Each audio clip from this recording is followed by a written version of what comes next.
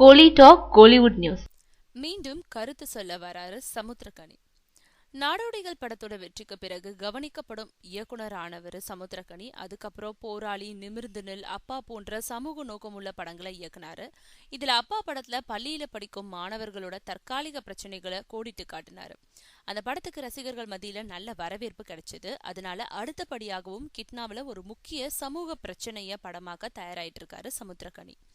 அந்த படத்தை தமிழ் மட்டும் இல்லாம மலையாளம், தெலுங்கு, கன்னடம்னு 4 மொழிகள்ல இயக்கும் சமுத்திரக்கனி தமிழ், மலையாளத்துல தானே கதையோட நாயகனா நடிக்கிறாரு. இதுக்கு நடுவுல சுப்பிரமணியபுரம், ஈசன் படங்களுக்கு அப்புறம் நடிப்புலயும் தன்னோட கவனத்தை திருப்பி இருந்த சமுத்திரக்கனி ஒரு கட்டத்துல அதிகமான படங்கள்ல நடிச்சாரு. இதனால அவரால் படம் இயக்குறதுக்கு கூட நேரம் இல்லாத நிலை ஏற்பட்டுச்சு. ஆனா இப்போ வடசென்னை உள்பட சில குறிப்பிடத்தக்க படங்கள்ல மட்டுமே நடிக்கும் சமுத்திரக்கனி இனிமே படம் இயக்குறதுக்கு போக மீதம் இருக்கும் நேரங்கள்ல தான் படங்கள்ல நடிக்கிறதுன்னு முடிவெடுத்திருக்காராம்.